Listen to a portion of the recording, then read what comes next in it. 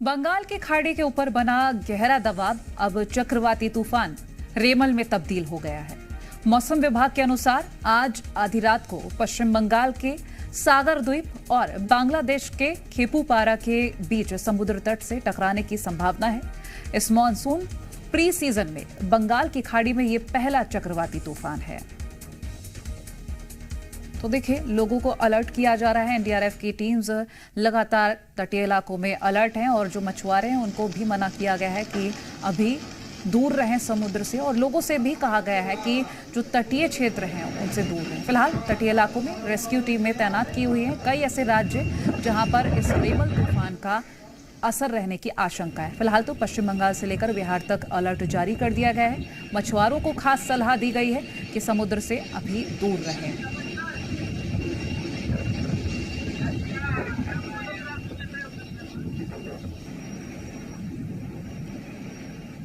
तो सभी को सावधान रहने की सलाह दी गई है। फिलहाल एनडीआरएफ की टीम्स लगातार तटीय इलाकों में तैनात हैं और लोगों को सलाह दी जा रही है, अलर्ट किया जा रहा है ताकि तटीय क्षेत्रों से दूर रहें। और वहीं आपको बता दें कि उड़ानों पर भी इसका काफी प्रभाव रहा है।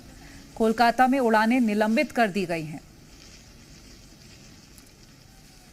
अलर्ट पर है एनडीआरएफ की टीम्स।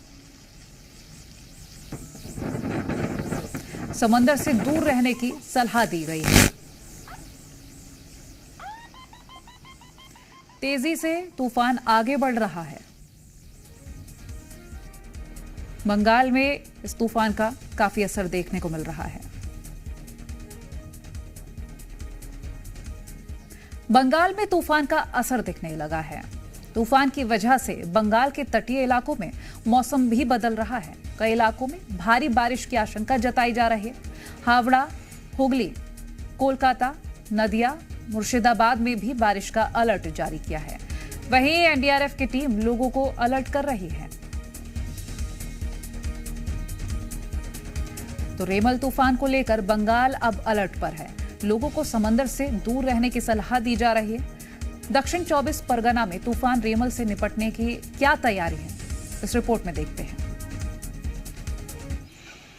रात को लैंडफॉल करने चला है सुपर साइक्लोन रिमाल और बांग्लादेश और उसके साथ साथ पश्चिम बंगाल के सागर आइलैंड के बीच में कहीं पर लैंडफॉल होने का जो आशंका प्रकाश किया गया है हवा ऑफिस की तरफ से। इस वक्त हम खड़े हैं दक्षिण 24 परगना के बॉकखाली में और अभी से यहाँ पे तेज हवा चल रहा है। यहाँ खड़ी होना मुश्किल हो रहा है, आप देख सकते हैं। उसके साथ साथ बारिश भी हो रहा है और इस इलाके में नॉर्मली ये टूरिस्टिक प्लेस है, पर अभी ये क्योंकि ये अलर्ट है इसकी वजह से प्रशासन की तरफ से सारे जो टूरिस्ट है उनको यहाँ से हटा दिया गया है। और जो नाव है उन लोगों को, जो फिशरमैन है उन लोगों को कहा गया है कि वो नदी में ना उतरे, समुद्र में ना उतरे। उसके साथ साथ आसपास की जो दुकान है वो भी खाली कर दिया गया है। और पुलिस की तरफ से, प्रशासन की तरफ से कई जगह पे फ्लड शेल्टर, साइक्लोन शेल्टर खोला गया है और नजरदारी चलाया जा रहा है ताकि कोई समुद्र के आसपास ना आए। और इसकी जो इफेक्ट है उसके लिए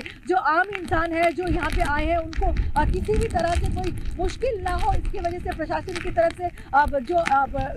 की तरफ से सारे प्रिपेयर्डनेस लिया गया है। आप देख सकते हैं मैं यहाँ पे खड़ी भी ठीक तरह से नहीं हो पा रही हूँ। बॉकखाली एरिया है और यहाँ पे अभी से ही तेज हवा चल रहा है।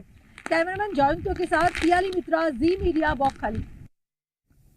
और कोलकाता से सोमित सेन गुप्ता हमारे साथ लाइव जुड़ गए हैं, उनसे ताजा स्थिति जानेंगे। सोमित, अलर्ट जारी कर दिया गया है, लोगों को सलाह दी जा रही है, एनडीआरएफ की टीम्स अलर्ट हैं, सबको सलाह दे रही हैं। फिलहाल अभी ताजा स्थिति क्या है?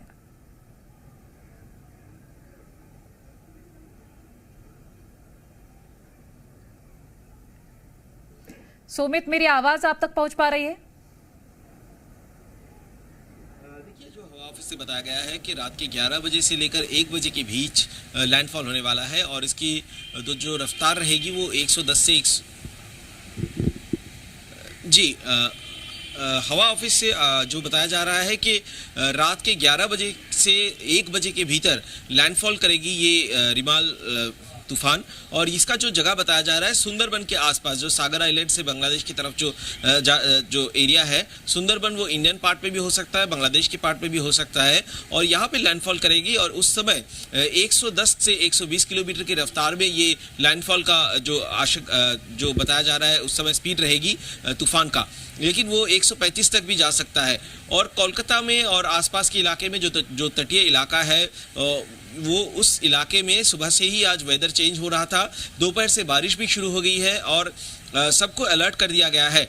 जो सरकारी कंट्रोल रूम्स खोले गए हैं और तटीय इलाके में बंगाल के जो तटीय इलाके हैं, बंगाल और उड़ीसा के तटीय इलाकों से लोगों को, कई लाख लोगों को रेस्क्यू सेंटर में लेकर जाया गया। जो ये तूफान के लिए जो रेस्क्यू सेंटर बनाया गया वहां पे लेके जाया गया ताकि जान माल का नुकसान कम हो, यहाँ तक कि जो घर में जो पालतू जानवर है उनको भी वहां पे लेके जाया गया। मुख्यमंत्री ममता बनर्जी, क्योंकि वो इस समय चुनाव प्रचार में जुटी हुई है, लेकिन हर वक्त उनकी तरफ से सूत्रों से बताया जा रहा है कि चीफ सेक्रेटरी के साथ संपर्क में है वो, ताकि अगर तूफान से ज्यादा तहस नहस होती है तो जल्द से जल्द लोगों को रिलीफ पहुंचाया जाए। एनडीआरएफ भी तैयार है और कोस्ट गार्ड भी तैयार है। कोस्ट गार्ड कल शाम तक जितनी भी समुद्र में जो मछली पकड़ने के लिए गए थे सभी को वो वापस लाने में सक्षम हुए हैं, और कोस्ट गार्ड को भी अलर्ट करके रखा गया है। अगर कहीं पे रिलीफ रेस्क्यू की जरूरत पड़े तो वो भी जल्द से शुरू किया जा सकता है। ठीक है, शुक्रिया ये जानकारी हमसे साझा करने के लिए।